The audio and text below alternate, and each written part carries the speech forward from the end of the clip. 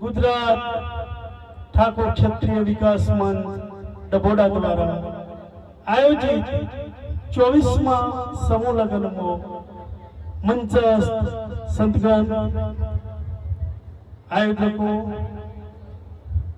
દાતાઓ નેતાગણ તથા મારા આદરણીય ભરતસિંહજી ડાભી આજે જે 55 યુગલોએ પ્રભુતામાં પગલા પડે છે એમનું જીવન સુખમય શાંતિમય અને સમૃદ્ધિ વાળું બને એવી પરમ કૃપારૂ પરમાત્માને પ્રાર્થના।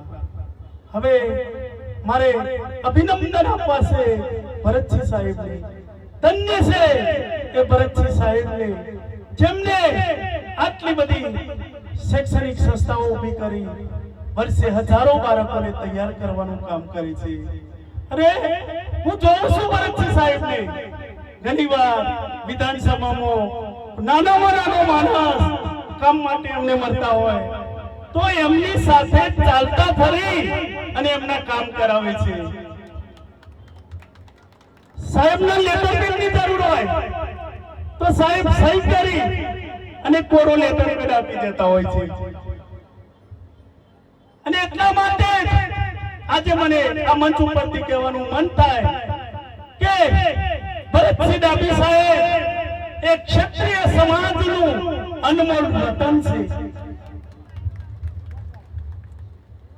બહુ ઓછા નેતાઓ આવા જોયા છે જે બોલે છે એ કરે છે અને કરે છે એટલું જ બોલે છે। સાહેબ બોલે છે ઓછું પણ જેનું કામ હાથમાં લીધું એ પૂરું કરે છે। અને એટલા માટે ભરતસિંહ ડાભી સાહેબ એ સાચા અર્થમાં લોક સેવક છે। હવે જ્યારે ક્ષત્રિય સમાજ નો આટલો બહોળા પ્રમાણમાં વર્ગ ભેગો થયો હોય આપણે બધા પણ કઈક અને કઈક રીતે સમાજના વિકાસની વાતો કરીએ છીએ પણ હકીકતમાં સમાજનો વિકાસ કરવો છે તો સમાજે 4 પ્રકારના પગલા ભરવા પડશે। સૌથી પહેલા જે કુરિવાજો પાછળ ખોટા ખર્ચા થાય છે એ ખર્ચાઓ ઉપર કાપ મૂકવો પડશે। હમણાં જ 10 દિવસ પહેલા બે ગામમાં એક લગ્ન થયું 7 લાખનો કલાકાર લાવ્યા અને 11 લાખની નોટો ઉસારી। કેટલો મોટો વિકાસ કર્યો છે આ સમાજનો।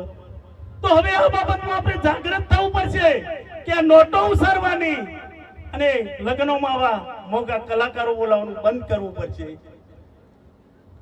એવી જ રીતે આપણે બારાવારમાં ખોટા ખર્ચા કરીએ છીએ જન્મદિવસ પાછળ ખોટા ખર્ચા કરીએ છીએ તો આ બધા ખર્ચા બંધ કરી એ બચત કરી અને સમાજની ભાવિ પેઢીને શિક્ષણ આપવા પાછળ વાપરવા પડશે।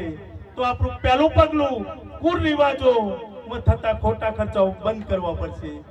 બીજું સમાજને શિક્ષણથી સજ્જ કરવો પડશે।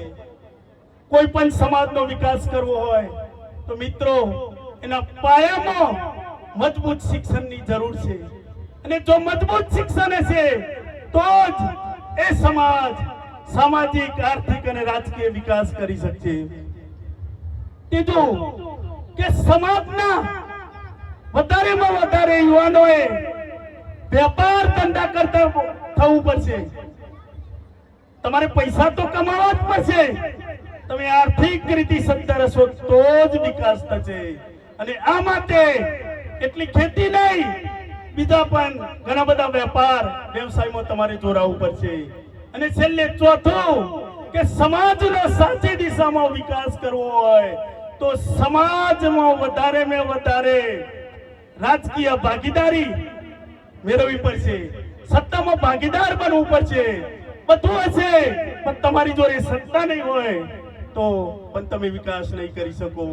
એટલે સત્તામાં પણ ભાગીદારી બનવું પડશે।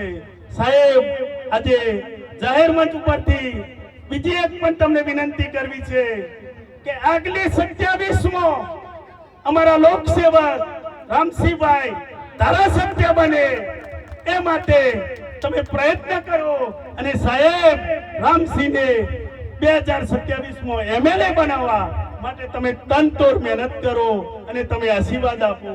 એવી હું તમને વિનંતી કરું છું. છેલ્લે બધાને જય લખધણી.